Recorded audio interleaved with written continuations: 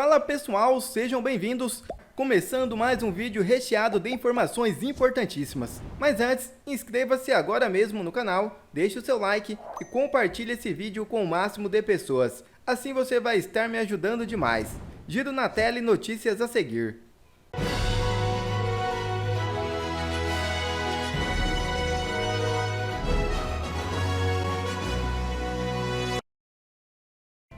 Jair Bolsonaro sobre as eleições de 2026. O candidato sou eu. Ex-presidente demonstrou confiança de que conseguirá estar elegível no próximo pleito, apesar de estar atualmente inelegível em razão de decisões do Tribunal Superior Eleitoral. O ex-presidente Jair Bolsonaro demonstrou plena confiança de que será candidato a presidente da República em 2026. Em entrevista à revista Veja, o ex-chefe do Executivo reforçou que ele é o postulante mais competitivo do aspecto do político de direita na disputa pelo Planalto. Abre aspas. Falam em vários nomes. Tarcísio, Caiado, Zema. O Tarcísio é um baita gestor. Mas eu só falo depois de enterrado. Estou vivo, com todo respeito. Chance só tenho eu. O resto não tem nome nacional. O candidato sou eu. Fecha aspas, declarou Bolsonaro. Perguntado sobre se acredita que conseguirá reverter a inelegibilidade declarada pelo TSE, Bolsonaro citou algumas alternativas, como medidas no Parlamento e no Supremo Tribunal Federal, e disse estar preparado para qualquer coisa. O ex-presidente também afirmou que pretende esperar o último momento para registrar a candidatura. Abre aspas. São injustiças, uma perseguição, o pessoal já sabe, mas preciso massificar isso entre a população. Depois, as alternativas são o parlamento, uma ação no STF, esperar o último momento para registrar a candidatura e o TSE que decida. Não sou otimista, sou realista, disse o ex-presidente. Bolsonaro também falou sobre medidas do ministro Alexandre de Moraes que afetaram tanto nas eleições presidenciais em 2022 quanto no pleito municipal deste ano. O líder conservador destacou que o bloqueio da rede social X, por exemplo, o fez perder o contato com milhões de pessoas durante o primeiro turno das eleições de 2024. Abre aspas novamente para Bolsonaro. Nas últimas eleições, nós do PL enfrentamos a máquina estadual, a municipal e o Alexandre de Moraes, com aquelas buscas e apreensões. Ele interveio na minha eleição, quando inventou o inquérito dos empresários golpistas. Inibiu uma gama de gente que estava do meu lado. Agora, no caso da derrubada do X, perdi contato com milhões de pessoas. Fecha aspas, completou Bolsonaro. Mas e aí, pessoal? Vocês acham que Bolsonaro tem uma carta na manga para estar assim tão confiante que será candidato em 2026? Eu aposto que sim. E quem já confirmou isso foi Alexandre Pitoli da Rádio Auriverde. Se você ainda não viu, confira esse vídeo e deixe a sua opinião nos comentários. O que a PGR está fazendo agora, essa determinação do ministro Alexandre de Moraes, conclusão de inquérito, é só mais um dos caminhos estabelecidos pela Justiça Justiceira do Brasil para tentar inviabilizar a candidatura desse homem para 2026. Só que eu digo e repito, já vou passar para você, Emílio. Digo e repito, não adianta torná-lo elegível em 2026 se for para usar dos mesmos métodos, se é que eu estou sendo claro, e enterrá-lo definitivamente, politicamente falando, numa nova derrota para uma esquerda que eu não sei quem estará representando. Se o pezinho do banquinho quebrar de novo, será que resiste? Quem é que vai representar? Quem é que vai estar aí para enterrar a direita no Brasil definitivamente, se o processo for mantido nos mesmos moldes? Se é que você está me entendendo. Nós temos pautas caríssimas, mas essa de tentar tornar mais uma vez esse homem inelegível, persegui-lo, prendê-lo, não vai dar em nada. Porque eu vou deixar mais uma vez um recado que eu já trouxe aqui. De novo, não tenho procuração do presidente Bolsonaro, mas eu vou lhe falar um negócio, para você que está louco para ver o presidente Bolsonaro preso. Bolsonaro tem uma carta na manga, e eles sabem qual é. Eu sei qual é. Mas a minha lealdade ao presidente Bolsonaro me faz, nesse momento, ficar calado, desejando que no momento necessário, no momento oportuno, e se ele entender estrategista que é hora de usá-lo, de usá-la, que essa carta seja tirada da manga e então ele mostre. Ele sabe do que eu estou falando, o presidente sabe do que eu estou dizendo. O presidente sabe a importância dessa carta que ele tem na manga.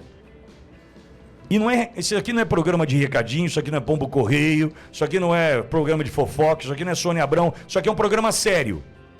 E eu estou dizendo para você que está louco para ver o presidente Bolsonaro preso, ainda mais enrolado com relação a estas questões envolvendo o 8 de janeiro e inviabilizando a sua candidatura para 2026, que existe uma carta na manga.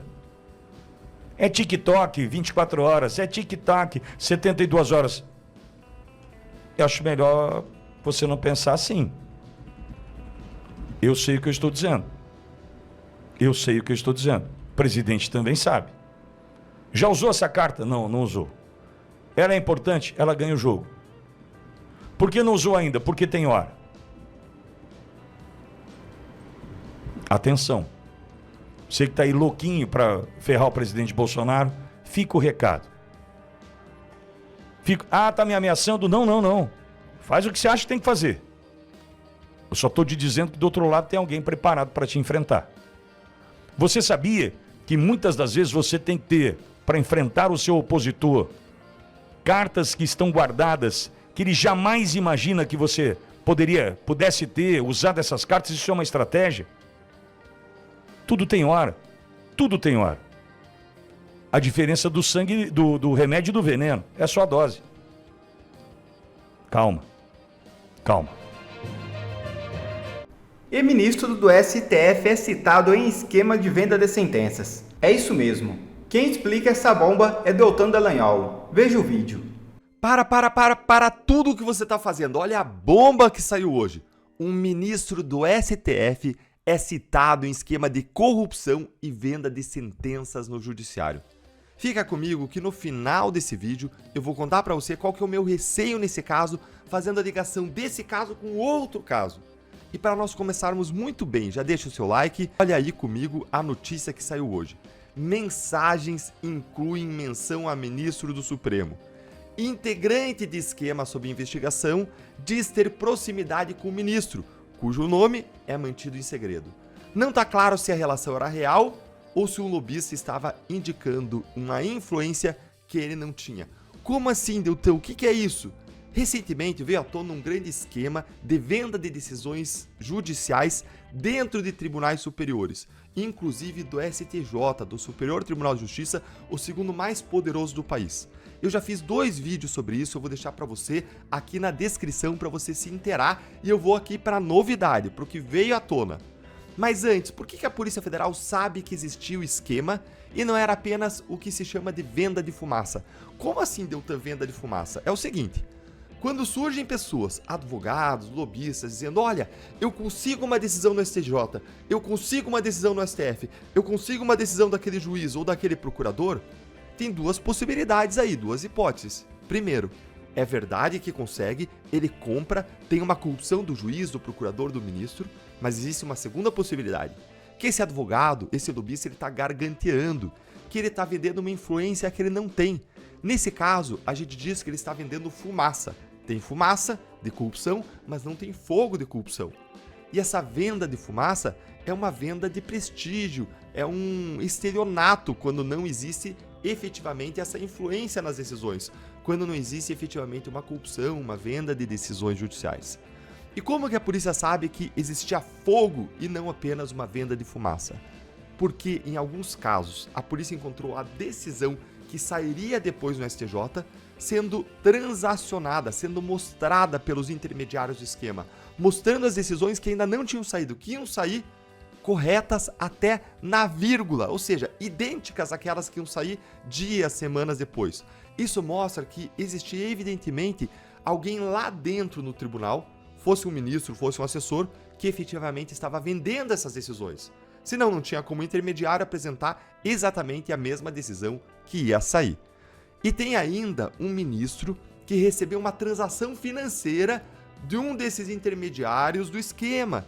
Isso também está sob investigação. Então, existem aí evidências de que existia mais do que uma simples venda de fumaça. Segue aqui comigo que essa matéria curta vale a pena a gente ler junto e acompanhar. É bem curtinha.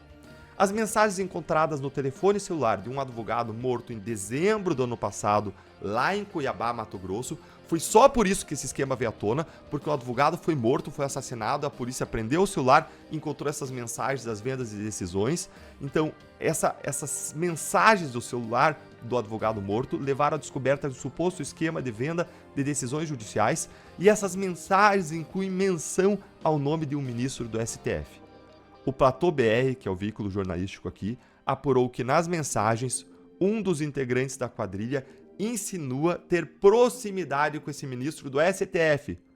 Não há, porém, dados concretos que indiquem que ele estava falando a verdade, ou apenas vendendo fumaça, vendendo influência que não tinha. Ou seja, em relação a esse ministro do Supremo, ainda não se sabe se existia uma venda de fumaça ou se existia fogo de verdade. Em relação a outros, como eu mencionei, do STJ, já se sabe que existia fogo. Mas em relação a esse do Supremo, ainda não se tem essa informação, ainda não se tem essa prova concreta. Vamos avançar. Segredo absoluto. O nome do ministro citado é mantido em segredo. A menção está na íntegra do material obtido por investigadores do Mato Grosso ao ter acesso ao celular do advogado morto.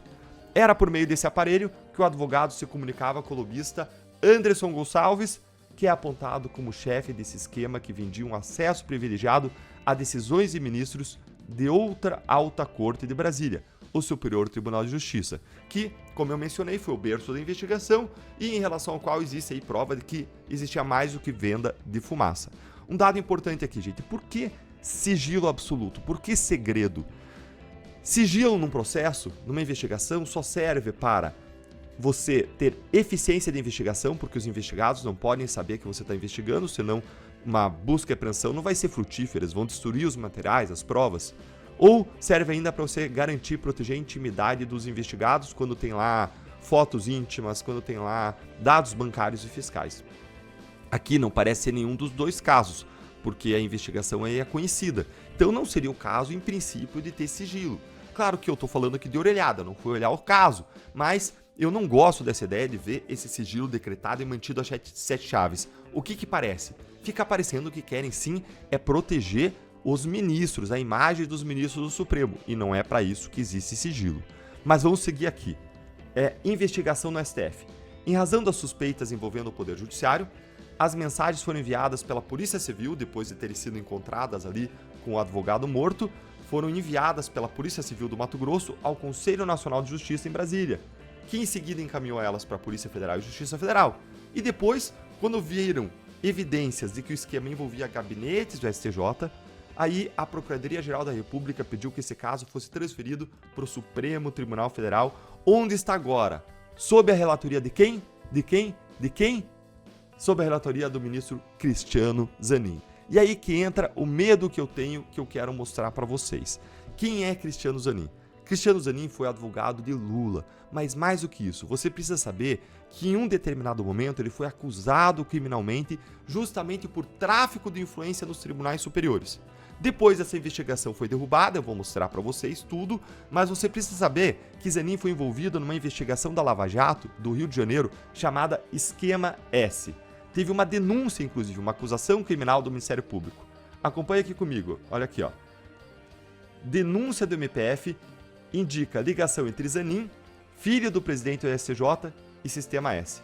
O Zanin teria intermediado a contratação de outros advogados, inclusive, e ele teria recebido aí 82 milhões de reais, segundo o Ministério Público Federal. Veja aqui, o Ministério Público Federal chegou a apresentar uma acusação criminal, uma denúncia, ao juiz Marcelo Bretas, lá do Rio de Janeiro, que indica o desvio de 355 milhões de reais do Sistema S, sendo que pelo menos 151 milhões foram de instituições do Rio de Janeiro e da FEComércio.